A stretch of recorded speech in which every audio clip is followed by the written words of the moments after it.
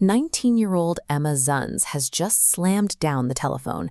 She has called the police to report that she shot her boss, Aaron Lowenthal. Her voice is shaking as she explains it was self-defense against a horrific assault. The authorities will believe every single word of her confession.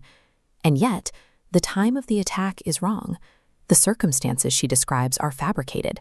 Even the names she gives them are entirely made up. It raises a difficult question. How can a story built entirely on demonstrably false facts be accepted by the world as the absolute truth? Ema isn't just trying to hide a crime. She is constructing a narrative where technical lies are used to convey a reality that the legal system would otherwise never recognize. The timeline begins on January 14, 1922. Ema returns home from the textile mills to find a letter from Brazil. Her father has committed suicide by taking a large dose of Veronal. But the suicide was the end of a long, hidden history. Years earlier, her father had been framed for embezzlement by his former manager, Aaron Lowenthal. The scandal forced him to flee his home and die in disgrace under a false name. Lowenthal is now the wealthy owner of the factory.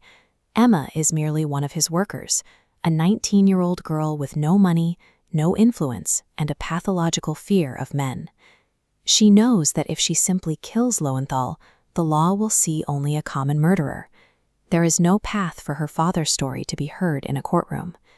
To survive, she needs a plan that forces the human justice system to execute her revenge on her behalf, using its own rules against itself. Her plan begins with a simple manipulation of the workplace. Using rumors of an impending strike, she calls Lowenthal and tells him she has information to share in private. She secures an after-hours meeting, ensuring they will be alone. She accounts for his specific habits, his intense paranoia, his isolated living quarters above the factory, and the heavy revolver he keeps in his desk drawer.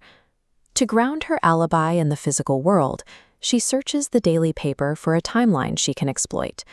She finds it in the schedule of the Nordsternen, a ship set to sail from Pier 3 that Saturday evening. At this stage, the crime is purely theoretical. Ema has only manipulated dates, times, and appointments, drafting a bloodless blueprint for what is about to happen. But Ema realizes that if she is to be believed, she cannot merely act like a victim of a violation. She must physically and psychologically experience the trauma, so that her presence at the police station is undeniable. She goes to the waterfront, an indifferent world of murky halls and narrow stairways. She seeks out a sailor from the ship she researched, a man she chooses specifically because he is coarse and shorter than her, ensuring that her disgust remains pure. In a dark room, she experiences a disorienting disorder of disconnected sensations. She feels she has stepped entirely outside of time, enduring the experience so that its memory can later serve as her primary weapon. Afterward, she finds money left on the night table. She tears it to pieces immediately, an act of pride and deep repulsion. The theoretical plan is gone. Her physical nausea and her grief are now real. She is no longer following a script. She is carrying a genuine trauma that she can now direct at her target.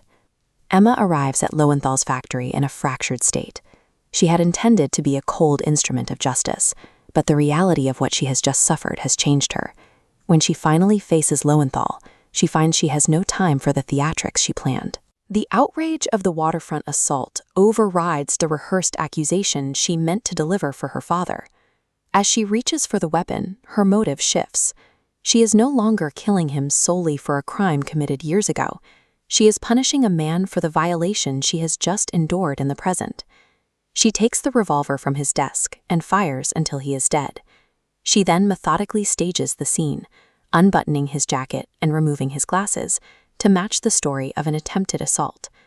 In the heat of the moment, the pristine logic of her plan dissolved, replaced by a chaotic and authentic release of anger. Her confession mixes two halves. Objective facts on the left, time, place, details, are technically false. The subjective substance on the right, shame, hate, outrage, is absolutely true. The system is convinced by the right. Her grief makes the fabricated report unquestionable. Jorge Luis Borges suggests that technicalities like dates and proper nouns are merely trivial circumstances. To him, these details are brittle compared to the weight of a person's actual, lived experience. Ema Zunz achieved her revenge by destroying her own innocence, building a lie so emotionally flawless that the specific facts of the crime cease to matter at all.